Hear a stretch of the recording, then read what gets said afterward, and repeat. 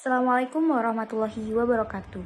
Kami dari kelompok 6 ingin memaparkan mengenai materi Activity Based Costing pada chapter 13 dengan dosen pengampu Bu Elizabeth Putri V. Zandra, SAMA. Sebelum pada pemaparan materi, saya perkenalkan terlebih dahulu anggota pada kelompok 6, yaitu ada Vira Salsabila dengan NPM akhir 012, ada Sekar Ayu Wahyuning Tias dengan NPM akhir 049, dan saya Regita Faranelatul Fitria dengan NPM akhir 062, ada Frisma Agustina dengan NPM akhir 081, ada Cila Vidianata dengan NPM akhir 180, ada Aurelia Iren dengan NPM akhir 184, ada Pramono dengan NPM akhir 184, ada Katrina Yolanda dengan NPM akhir 187, dan ada Ardana Restuara dengan NPM akhir 393.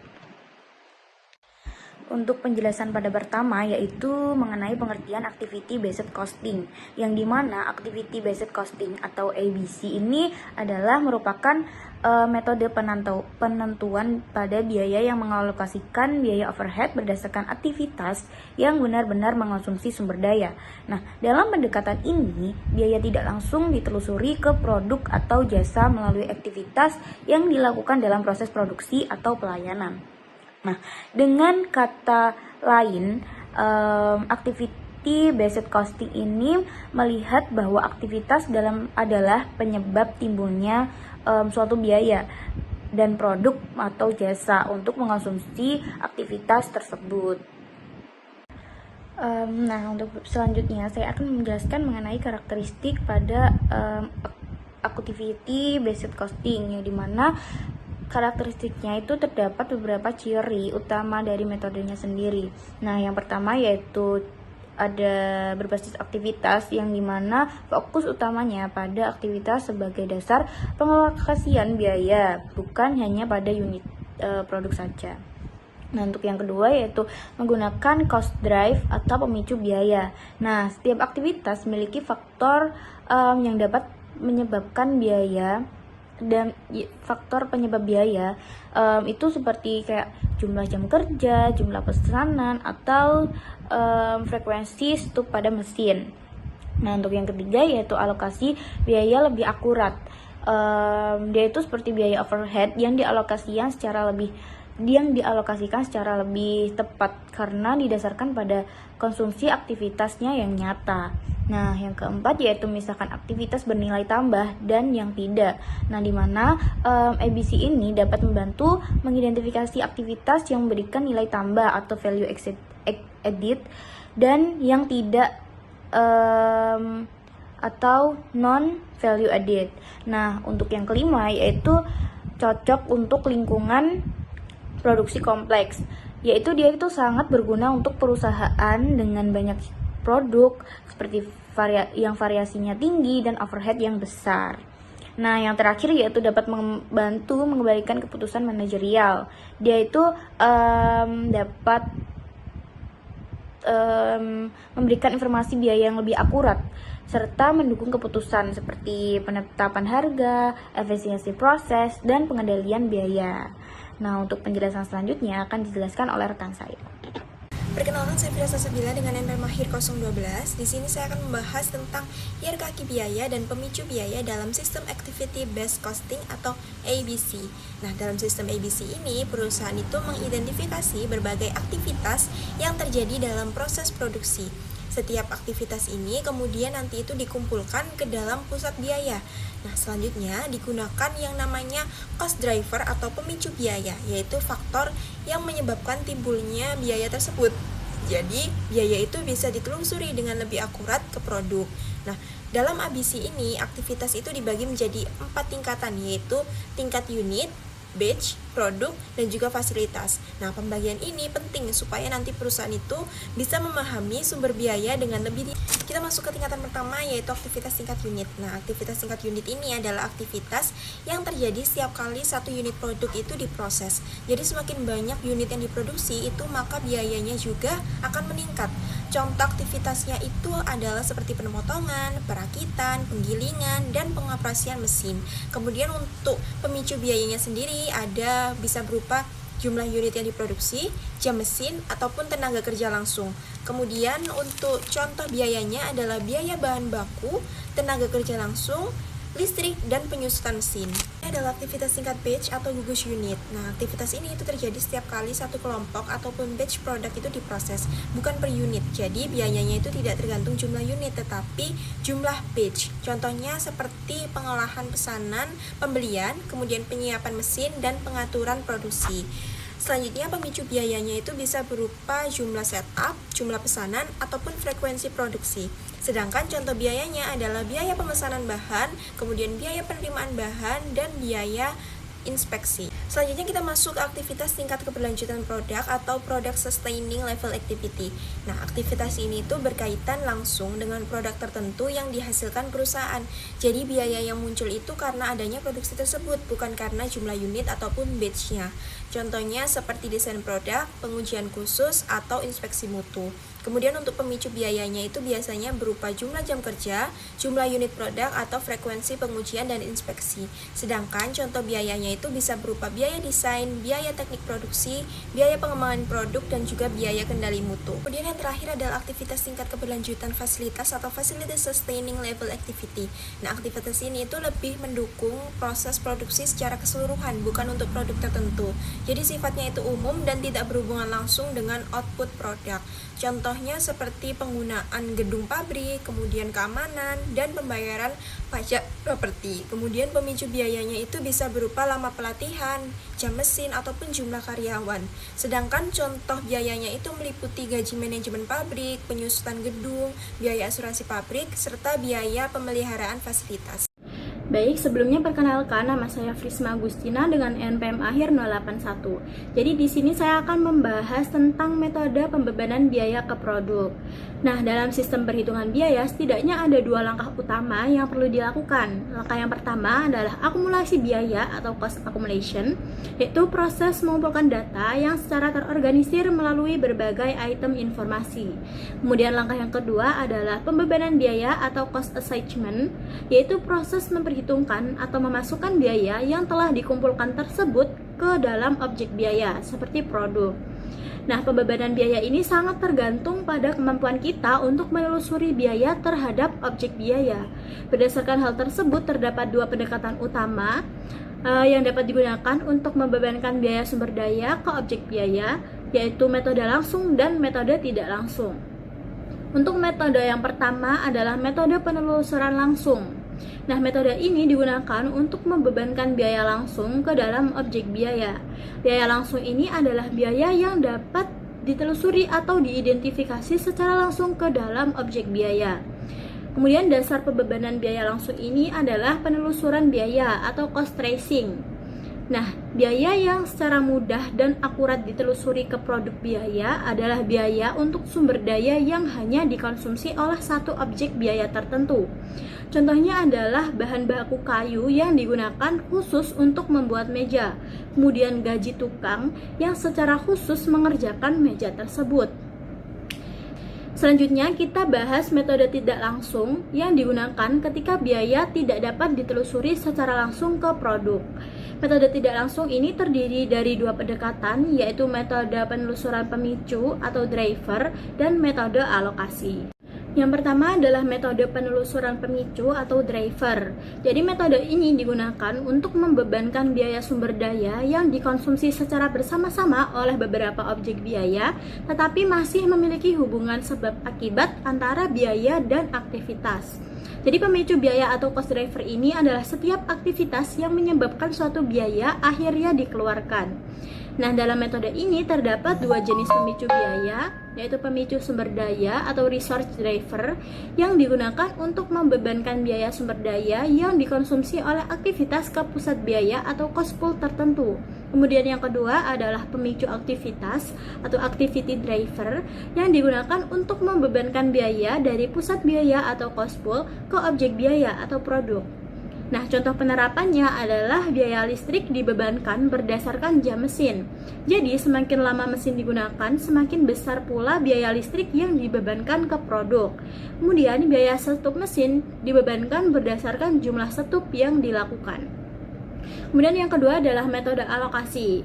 Nah, metode alokasi ini digunakan untuk membebankan biaya sumber daya yang dikonsumsi bersama-sama oleh beberapa objek biaya, tetapi tidak memiliki hubungan sebab akibat dengan aktivitas. Yang artinya ada atau tidak ada aktivitas tersebut, pengeluaran biaya tetap saja terjadi. Nah, sebagian besar biaya ini terjadi karena kaitannya dengan penggunaan fasilitas atau pabrik, sehingga tidak ada hubungan langsung antara aktivitas dengan besarnya biaya yang dikeluarkan.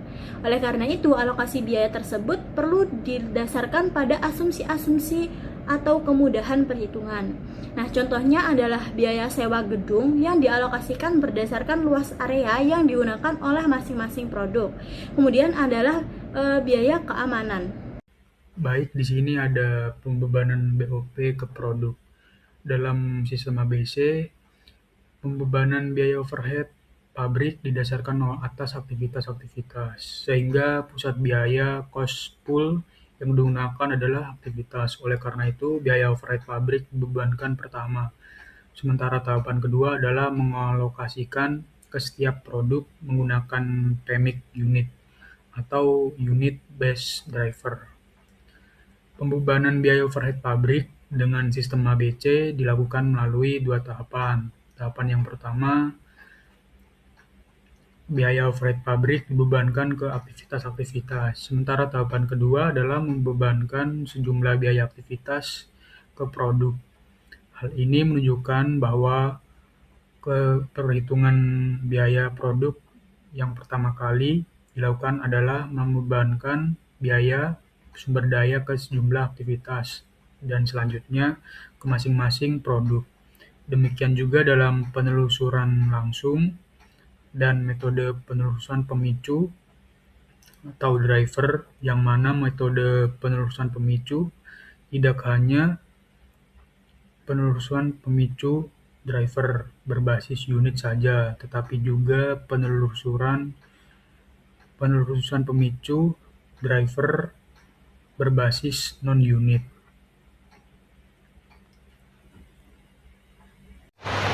Pada tahap implementasi activity-based costing, perusahaan pertama-tama menentukan produk atau jasa yang akan dihitung biayanya sebagai objek biaya.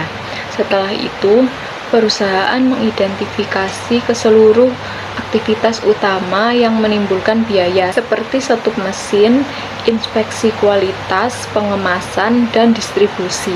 Selanjutnya, aktivitas yang sejenis dikelompokkan ke dalam cost pool agar lebih mudah dihitung. Setelah cost pool terbentuk, perusahaan menentukan cost driver, yaitu faktor penyebab timbulnya biaya. Misalnya sejumlah pesanan, jam mesin, atau jumlah setup mesin. Setelah cost driver ditentukan, perusahaan menghitung tarif aktivitas dengan membagi total biaya dalam cost pool dengan total unit cost driver. Tarif ini kemudian digunakan untuk membebankan biaya ke masing-masing produk sesuai tingkat penggunaan aktivitasnya.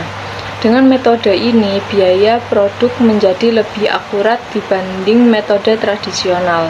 Selain itu, perusahaan dapat mengevaluasi profitabilitas setiap produk, mengidentifikasi pemborosan biaya, serta melakukan perbaikan sistem secara berkala agar tetap efektif dan relevan. Baik, yang selanjutnya ada contoh perhitungan activity based costing. Nah, ini ada contoh soalnya, yaitu PT Sinar Manufaktur memproduksi dua jenis produk, yaitu produk A atau standar dan juga produk B atau premium. Nah, selama ini tuh perusahaan menggunakan sistem akuntansi biaya tradisional berdasar jam kerja langsung, namun ingin beralih ke sistem ABC untuk keakuratannya. Nah, ini untuk data lengkapnya. Nah, jadi unit yang diproduksi oleh produk A itu sebanyak 10.000 unit, sedangkan produk B hanya 2.000 unit. Terus biaya bahan baku langsung per unitnya itu Produk A 50.000, produk B 80.000, dan juga biaya tenaga kerja langsung per unitnya itu produk A 30.000 dan produk B 40.000. Nah, ini ada data lebih lengkapnya lagi. Jadi total biaya overhead yang dimiliki pabrik itu 400 juta. Nah, yang terbagi ke dalam 3 aktivitas utama, yaitu pertama ada penyetelan mesin, yang dimana biayanya itu 150 juta. Nah, penggerak biayanya itu jumlah persiapan atau setup. Nah, total aktivitasnya itu ada 100 setup. Yang kedua ada pemesinan, biayanya 200 juta, penggerak biaya jam mesin, total aktivitasnya ada 5.000 jam kerja jam mesin. Nah, yang terakhir ada inspeksi kualitas, yang dimana biayanya itu 50 juta, penggerak biayanya itu jumlah inspeksi, total aktivitasnya ada 200 inspeksi. Nah, ini untuk detail penggunaan aktivitas oleh produknya. Yang pertama ada produk A, jumlah setupnya itu 40, jam mesinnya 3.000, jumlah inspeksinya 80. Nah, untuk produk B jumlah setupnya 60, jam mesinnya 2000, terus jumlah inspeksinya 120. Nah, jadi di sini ada penyelesaian dari contoh perhitungan tersebut. Nah, tahap pertamanya itu kita harus menghitung tarif per aktivitas. Nah, yang dimana rumusnya itu total biaya aktivitas dibagi total aktivitas. Nah, seperti yang kita ketahui tadi, setupnya sejumlah 150 juta dengan 100 setup, yang dimana kita mendapatkan 1.500.000 per setupnya.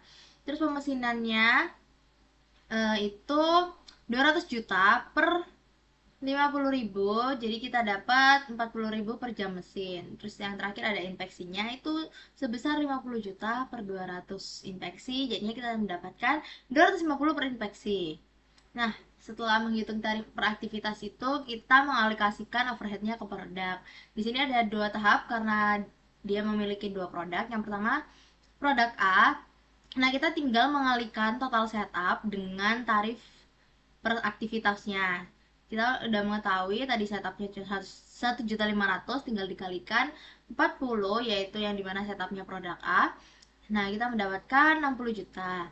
Sama kayak pemesinan dan inspeksi, kita tinggal mengkalikan tarif per aktivitas dengan total pemesinan atau inspeksi dari produk A dan produk B. Ini kita mendapatkan 3.000 dikali 40.000, yang dimana kita mendapatkan 120 juta, inspeksinya 80, dikali 250.000 jadi 20 juta. Nah, dari perhitungan ketiga aktivitas tersebut itu kita totalkan mendapatkan 200 juta. Nah, itu juga berlaku pada produk B. Kita tinggal mengalihkan saja, dimana total overheadnya di sini juga sama-sama 200 juta. Nah, kita masuk ke tahap terakhir, yaitu menghitung biaya per unit atau HPP-nya. Di sini ada produk A dan produk B. Nah, yang pertama kita harus menghitung total bahan bakunya, yang dimana produk A itu mengeluarkan 10.000 unit, kita tinggal kalikan dengan biaya bahan baku.